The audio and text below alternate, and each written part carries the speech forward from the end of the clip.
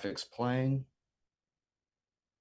Good morning and welcome to Big Bets on Campus Live. It's 10:30 a.m. Eastern, and this is the Saturday college basketball betting preview. I'm Stucky. Joining me today are my fellow BBOC co-host Greg Waddell, Mike Calabrese, and the one and only Josh Nunn, aka Duck. A lot to get to today. We'll each give two best bets. We'll talk the marquee matchup of the day in a showdown between just two phenomenal freshmen in Lawrence between BYU and Kansas. We'll build our money line parlay. And just as an FYI, on YouTube, we'll drop the quick slip links in the description if you want to use them and follow along with any of our bets. Make sure to check out @Playbook on Twitter as well. The new automated bot from Action Network makes it super easy to automate bets.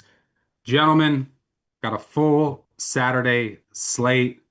No football this weekend. All eyes on college basketball. Before we get into our first best bets, I want to ask you just a quick takeaway from the week or an observation or a rant, anywhere you want to go with it. Greg, what do you got? Well, Michigan did something that hadn't been done in 10 years, going to the Breslin Center and beating Michigan State. But more importantly to me, they did something I didn't think I'd see in 100 years. They held the Spartans to 0 second chance points until the final minute of the game in garbage time. I think that team's toughness was the question coming in. Obviously, their ceiling's extremely high. I don't think last night was necessarily even the players era Michigan that we saw with shot making and pace. It was just a game of brutality, and they held up well against a Tom Izzo team. Taught me something about what to expect from this team. I think they can win more ways than people realized. Yeah, Michigan, look, they made threes again. They shot, close to 40% from three. Up until December 31st, they were shooting 38%, which is what they shot last night. Then they fell off a cliff and were shooting like 28% since then, which contributed to their 0-7 against the spread slide. But I think that that game, Michigan State was 4 of 23 from three, not their strong suit. And it kind of highlighted maybe the limited ceiling of this Michigan State team as far as winning a national title. When they go up against some of these powerhouses that have elite 2-point defenses that can slow them down in transition, slow them down in the interior, their offensive ceiling is kind of capped because then where do they turn for scoring?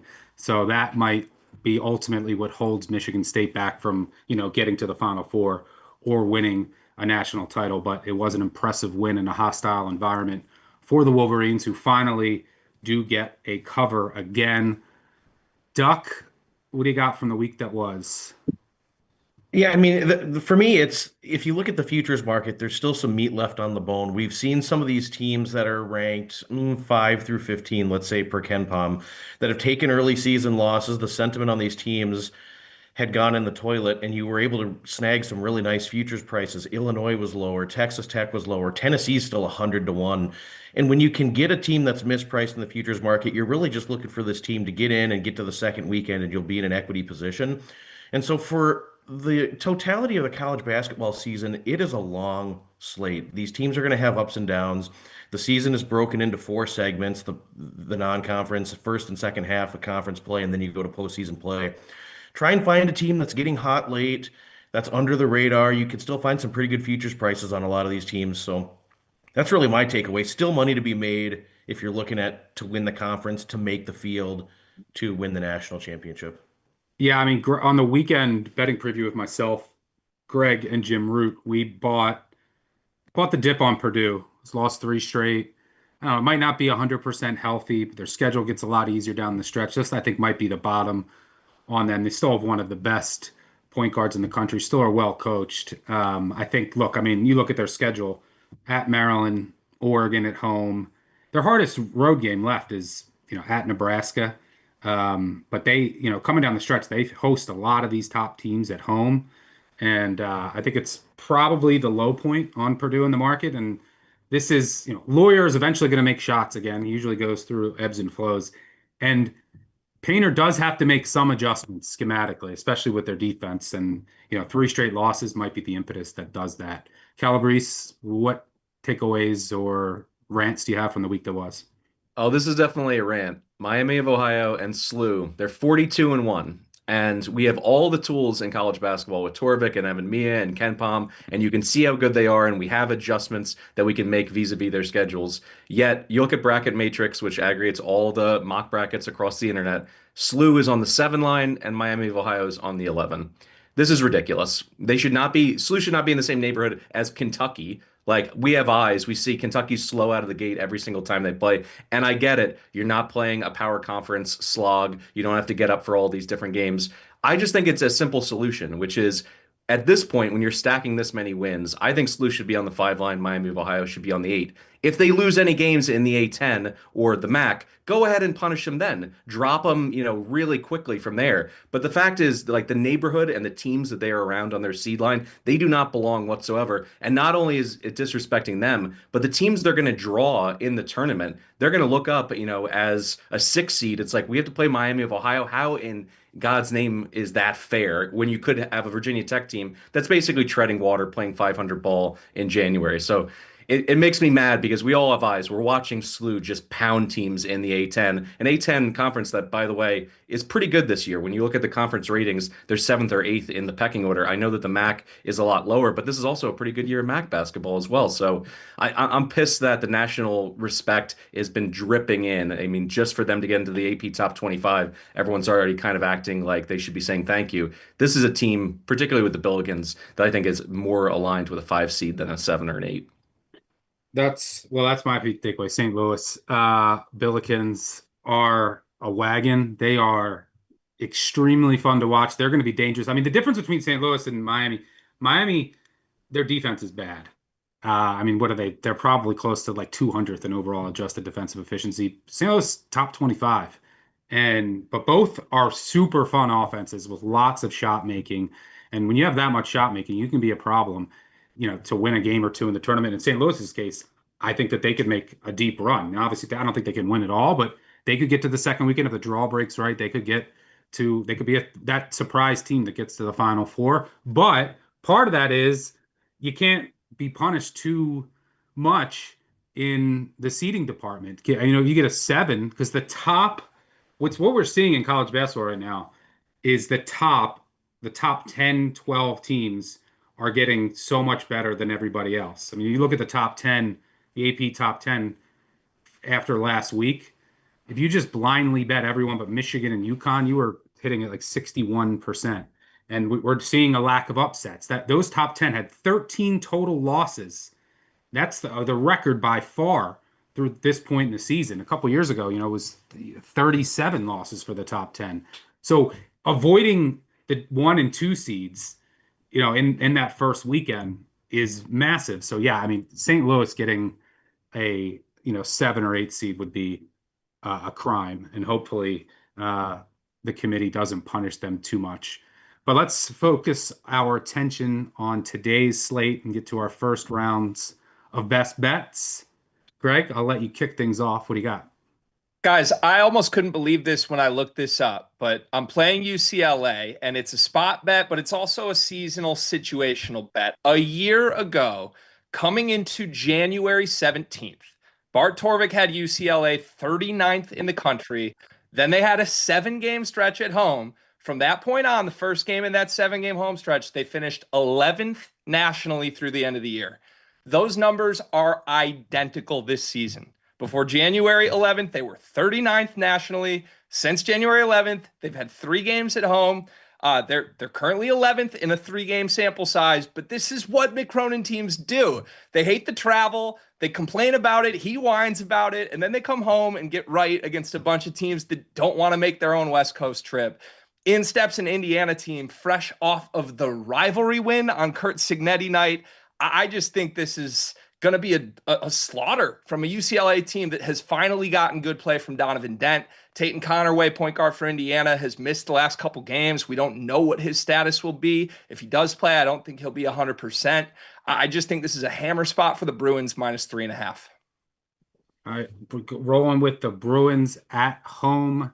And yeah, pretty good situational spot against Indiana. Duck, I can always count on you to go way down the board and find something. And usually it involves an under. which is what you're going with here. What do you got for your first best bet? Yeah, you can find gold nuggets in the trash can if you dig deep enough. Long Island and Central Connecticut State under 142 and a half. LIU has slowed the tempo significantly since entering NEC play, and the Sharks are a team that will allow the pace war to be controlled by their opponent. Central Connecticut's going to grind this down to a crawl if given the chance. When you look at Long Island, they have the most proficient defense in the Northeastern Conference. They've held 5 of their last 6 opponents to 60 points or less. The first time that these two teams played, they played a game to 59 total possessions. Both of these teams can shoot from deep, but they are sub 300 level in three-point shot attempts. I don't think we're going to see this one have a ton of threes like we did in the first meeting. Should be a slow burning grinder played at 60 possessions, and with a total at 142 and a half, this should be an under. All right, good stuff there. And good luck on the low. Calabrese, what do you got for your first best bet out on the West Coast? Yeah, let's talk Big West here. The Hawaii Rainbow Warriors are one of the best stories going in low major basketball, and they're playing against Long Beach, without their star player. Gavin Sykes is one of the best freshmen in a super deep year of true freshmen. He's scoring 18.2 points per game. They're likely going to be without him today due to injury. And Hawaii's interior defense is going to make this really difficult for the Beach to get any offensive continuity going. You need to really step out to three-point range and knock down shots to score in Hawaii or do some work on the offensive glass. The problem is Iran Ganat's front line is massive by low major standards. You got Johnson, Ruli Adef, and Nemi Shah. I think they're going to just eat up the Beach in terms of shutting down the offensive glass. Long Beach 279th in three-point shooting accuracy, 316th in offensive rebounding percentage. So I don't see how they're going to get those extra opportunities to make the math work for them here. So I'm comfortable laying up to 8.5 with the Rainbow Warriors. And generally speaking, you get a little bit nervous for a team like Hawaii who played so many games to start the season on the island and then coming to the mainland. But this is their 7th game on the mainland this season. They're 3-3 against the spread, but a very short road trip. They just played Irvine on Thursday. It's about a 30-minute crosstown drive to Long Beach. So I don't have as many concerns about the body clock and playing in a different gym and all those different issues. I think they're going to win this one by double digits. Yeah, that Hawaii defense in the interior, top 20 in near proximity percentage. They are legit. I'm going to go with Louisville. I'm going to lay it with the Cardinals at home. I think you get a spirited effort here after that embarrassment against Duke. But more importantly, I think this is just a really good matchup against SMU. They can keep SMU off the offensive glass, which is important. And they should get Ruths back. And he's not their best player, but he gives them a lot of energy. He's one of their better defensive rebounders, which is important in this matchup. And Louisville is going to get a ton of open looks from three against this SMU defense. Louisville is the #1 three-point attempt rate team in the country, and they've kind of been shooting a bit under expectation. So they're due for an explosion here against an SMU defense that, for the past 2 years, whenever they play top competition, they get slaughtered. I think against top 100 teams, they're 135th in defensive efficiency this year. And I think just Phil matches up well with them. I think they'll live on the offensive glass. And SMU doesn't turn teams over, which has been a problem for Louisville. And SMU shooting 41% from three in ACC play. Louisville's given up 38%. I think both of those numbers are due to regress in favor of Louisville. So I think as long as Louisville shoots a reasonable percentage from three, I think this has blowout written all over it. So give me the Cardinals at home. All right, more to come. But if you want the most out of your sports betting life, you need Action Pro. And in honor of Super Bowl 60, we are giving you $60 off a year of Action Pro. If you want all of our college hoops picks as soon as we track them in the app, you'll need Action Pro. All that, plus real money and bet percentages, access to our pro player prop projections. Shout out Nick Giffen. I know he'll be killing it soon on a regular basis, and more. That's $60 off for Super Bowl 60. Head to actionnetwork.com/pro now to take advantage. That's actionnetwork.com/pro. And make sure you check it out. All right, let's talk the marquee matchup of the day. Next Saturday, I don't know which one we're going to choose. Next Saturday's slate is unbelievable. There's just marquee games throughout the day. Lots of awesome matchups. I already can't wait for next weekend. But for today, we're going to go with BYU, Kansas. Kansas, 4.5-point favorite. I think totals around 157.5. The headline of this matchup is obviously the two outstanding freshmen in Debonsa versus Peterson. I mean, just must see TV. Greg, what are you seeing here, and do you like anything? Well, first of all, I'm glad you called out next week's slate. This is a classic look ahead spot for us bettors. I mean, we got to sit through Duke, Virginia Tech to kick us off today. I digress. I have a really hard time handicapping Kansas, just not knowing what version of Darren Peterson will or will not show up. I think it's two completely different teams, and I still don't think we have clarity. I don't know if we ever will. For that reason, I don't have an official play here, but I do lean to the under at 157.5. BYU's offense is 14th nationally, but that falls off a cliff against good teams. They're 59th nationally per Torvik in adjusted offensive efficiency against top 75 opponents. And I think that passes the eye test. It's a lot of your turn, my turn. It comes down to, do you have the individual defenders to just make things difficult in one-on-one situations against the BYU Big Three? I think Kansas does. I think you can see a lot of Trey White on both Saunders and DeBonsa, but maybe mostly on Saunders. You're going to get Melvin Council, who has a big size advantage on Rob Wright. The big question is the two big look for Kansas. What are they going to do with AJ DeBonsa at the 4 for BYU for the majority of the game? I think Flory Badunga is an NBA-sized big that has the perimeter athleticism to force DeBonsa into tough shots. It's a lean for me, not an official play, but I like the under. Yeah, I mean, just to highlight next weekend, some of the games that we got on February 7th. But I mean, Alabama, Auburn, Duke, UNC, Illinois, Michigan State, Florida at Texas A&M, Houston at BYU. I mean, it is one hell of a slate. But I also can't wait for this game. And you're right on Peterson. It's going to play, but does he finish the game? Like, that's going to be a key storyline for Kansas, the health of him. When he's healthy, I mean, he's one of the smoothest players that I've ever seen.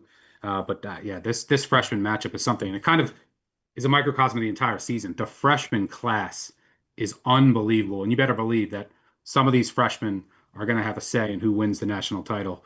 Duck, I know you don't see much here. You do have a small lean to the under. Yeah, I can certainly see that. If you look at Kansas, they're playing slower this year than they have in the last 6 years under Bill Self, and the pace has been throttled significantly for Kansas over the last 5 games. There's going to be a little offensive firepower in this one, but both of these defenses can really get you out of whack offensively, force you deep into the possession clock. You could see a lot of highly contested, low percentage jumpers here. When you look at these defenses, they're both top 25 nationally in defensive free throw rate allowed. You've got defenders that are in position. You're not sending your opponent to the line a ton. Just excellent post effectiveness defensively for each of these teams. Really, all things you want with an under. So I could definitely see that look. I actually lean BYU here. Just, I mean, you throw in the uncertainty with Peterson, how many minutes are you going to get? And then some of the matchup advantages for BYU. I think they can live on the offensive glass here against Kansas. And then Kansas doesn't really turn you over, and that has been an issue for BYU. And we finally got a Kennard Davis sighting against Arizona. I mean, this is a guy who couldn't make a shot, couldn't throw it in the ocean for weeks. And, finally had a really good game. I think he hit 5 threes against Arizona. So I think when he's out there, they need just another option. They're so reliant on their big three. That could provide another spark. So I actually would lean BYU on the road in a hostile environment. Should be a good one. All right, let's move on to our. Well, hold on real quick. I got to throw Oh, I in- forgot. Calvary's totally forgot you. You got a prop look that features both freshmen. Yeah, so I'm going with this truly being the showcase game that it's being billed to be. If you go over both of them for 22.5 points, it pays out plus 225. And this just comes down to Peterson's minutes, plain and simple. This man at times has been made of glass. He's cramping. He has the ankle twist against Colorado. But if he's on the floor and plays 30 minutes in this game, he's the most complete scorer in the sport. And the last time that they played in AAU, he dropped a cool 58 on Debansa, including the game winner from long range. So I think Peterson, if he plays the 30 minutes, is going to get to this point total. And then Debansa has gone over 22.5 in 10 of his last 12 games. And he has a super high floor in terms of his scoring because he gets the charity stripe so often. In his last 2 games alone, 26 foul shots. So I just see this as an opportunity, roll the dice a little bit, get better than 2-1 on your money, and really just comes down to Peterson, who, by the way, since coming back from that original injury, has gone over this number in 4 of 6 games. So hopefully he doesn't have any issues and he's not, grabbing at his legs and heading to the bench. Because if not, I think this could be an opportunity to maybe even ladder both of these guys. If they both get to 30, I wouldn't be shocked. Let me ask you guys this before we get to our money line parlay. You you're playing in the national championship, and you can take one of these two guys, and you we're assuming that they're both fully healthy. Who are you taking, Calabrese? I'm gonna go with Debanza just because the foul ability and he's just such a difficult guy. You can put it on the deck, dribble once from 3-point range and get to the rim. I also was so confused why they didn't give him the ball at the end of the BYU comeback like that against Arizona. That should have been his ball and it ends up in Wright's hands and he gets rejected and they lose that game. You got to go with the guy who's so difficult to cover on the perimeter. Greg, who are you taking? Presuming fully healthy, Peterson, but I don't think that's who he is or has been this whole season. And if I could take Cam Boozer fully healthy, I would. Doc, who are you taking? I like Debanza. I think the athleticism is impressive. The versatility in his offensive game is, he can score from anywhere and do a lot of fun things. Defensively, also pretty good. I would say if just given the choice between these two, current state, I'll take Debanza. I'm going Peterson. It's too smooth. If at full health, he's way too good. Let us know. We got to break the tie. Let us know who you would choose. But let's get to our money line parlay. Greg, kick things off here with you're going to go with a little anchor as a small favorite. Who do you got? Yeah, let's go with the anchor here. I got to be honest, I looked high and low this week for, a plus 140 ticket that I like. I just didn't find much that I'm playing outright on the money line this week. So this is one that I will be playing against the spread. It's Wisconsin minus 4.5. I'm tracking it in the Action app. Go check it out. But for the sake of our money line parlay, we'll just take the Badgers to win outright at home. This is going to be a game of offense only when you have a Jake Diebler Ohio State team versus a Greg Garr Wisconsin team that we know likes to bomb threes. I think the math favors the Badgers significantly at home. Ohio State takes a lot of tough twos. Wisconsin's going to shoot 40 plus threes in this game. They haven't really strung together 40 full minutes lately, but as you saw in that comeback win against Minnesota, like they can dig a hole as deep as you want and just catch fire with Blackwell and Boyd. And against a perimeter defense from Ohio State that leaves a lot to be desired, I think those guys will be really comfortable. And then Bruce Thornton, he's been here for 3 full years now. They haven't made the tournament. His teams have been good enough to make the tournament twice.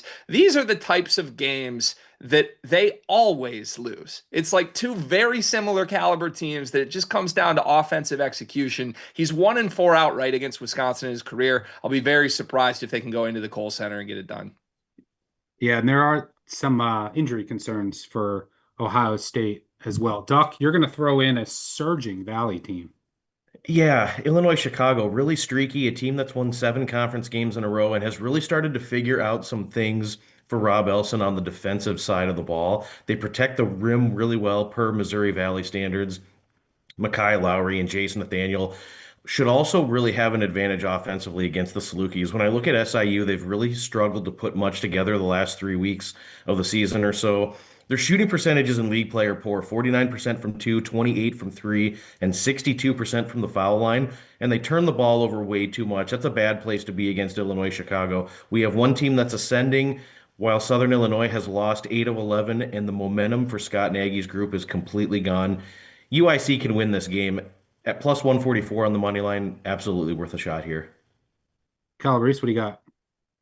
I'm going to go with the Washington Huskies. I think because of their schedule, they played the 10th most challenging slate in the entire country, that a lot of people are sleeping on them. But just look at how they've, competed, at least against the spread in Big Ten play, covering 8 of their 10 games. They're in a reduced travel spot here against Northwestern. They already made, the half country trip to Illinois on Thursday, so they just head up from Champaign. So I think that kind of smooths out a bit of the issues in terms of the time difference and the travel wear and tear.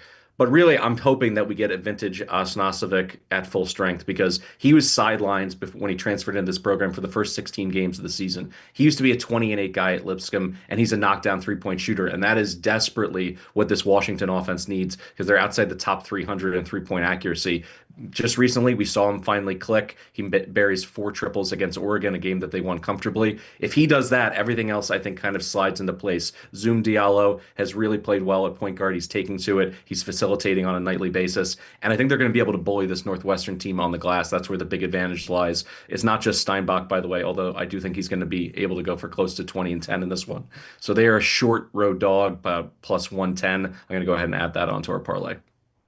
Yeah, this Washington team pretty interesting. I mean, they could find themselves on the bubble eventually. I mean, if you look at the rest of their schedule, this is a huge game for them to get because they have the easiest Big Ten schedule remaining. They're 2-6 in their past 8. Here are their losses: at Indiana, and here are their last 5: at Purdue, home against Michigan State, at Nebraska, at Illinois. I mean, their last 5 have come against top 11 Ken Palm teams. It's been brutal. So their schedule really softens up, getting a bit healthier. And you're right, if they could ever make a 3, they do a lot of other things well, especially on the glass. Steinbuck's a monster there. How can they contain Martinelli, who I think leads the nation in scoring now? But looking forward to that one. I'm going to throw in, let's go with Murray State.